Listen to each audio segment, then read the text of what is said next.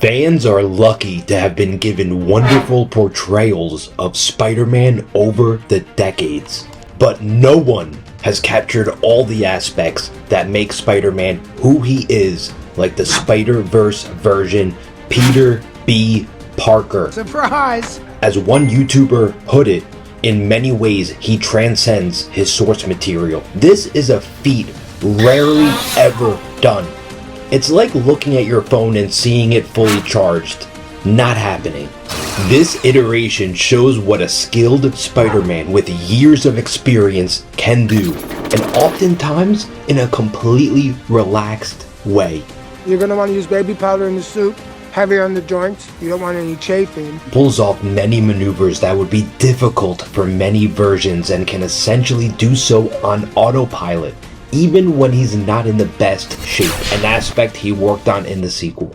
Don't get me wrong, we see many elements of this in the movie versions, in other animated versions, but no one captures this like Peter B. Parker. A perfect example was in the first film when he was tied up to a punching bag, slips out of it, incapacitates Miles, steals the goober right while Miles is holding it, and escapes, all while recovering from being unconscious, glitching and confused about his circumstances. And he still manages to keep his classic humor. Ladies and gentlemen, this is Quintessential Spider-Man.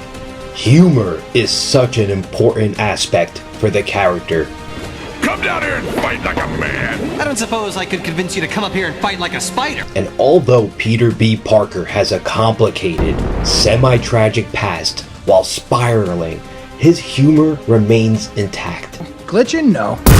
Why would you even say that? In my opinion, this is a must-have for any version of Spider-Man, and some versions have done it better than others. Crawling's my shtick! Hey, you start spinning a web and I'll sue! This version of Spider-Man is more dry, self-deprecating, but evolved. Like how instead of calling a self-activation key what it is, he has a nickname for different tropes he's encountered throughout his adventures, and in this case, referring it to a goober.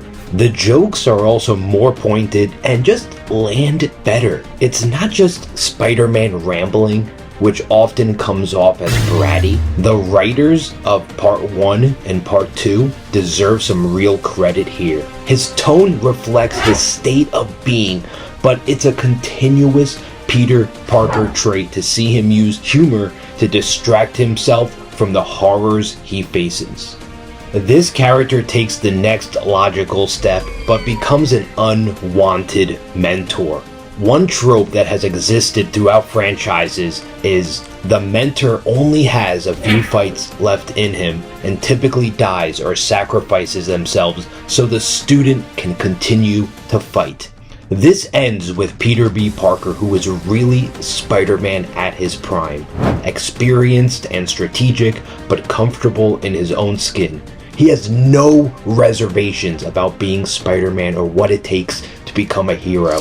He never questions doing what has to be done to help others. Him mentoring Miles in Part 1 and even a bit in Part 2 shows the evolution of the character and how he can be both a hero and a mentor. I think the PlayStation Spider-Man is really the first iteration to pull this off successfully. Bravo to Sony for really mastering this dynamic, and cheers to the movie studios for bringing a unique version of this on screen. What's great is he doesn't have stinted growth.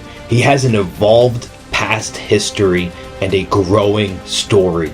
Peter's backstory reflects the source material but grows on it.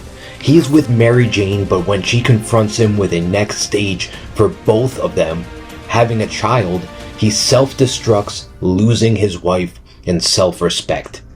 Seeing him overcome that, choosing to stay with Mary Jane and having a child was a great step for many of us who grew up with the character. That's right, I'm saying the best Spider-Man is not the comic iteration who made a deal with the devil resulting in his marriage dissolving and both parties forgetting their past. Not the best Spider-Man. We see Peter get back into shape, become a fun dad, but still gets into trouble, such as bringing May on some adventures and even giving her web shooters.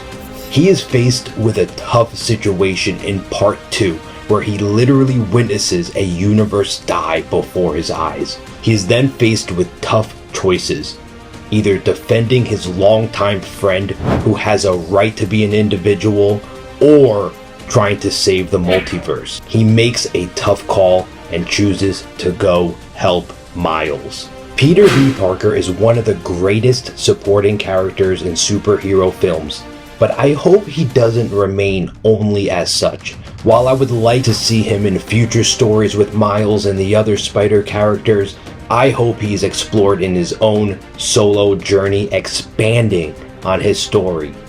Expectations are high, so they should only do it if it's of the quality we have seen him portrayed in these films. But what do you think? Let me know in the comments and subscribe for more.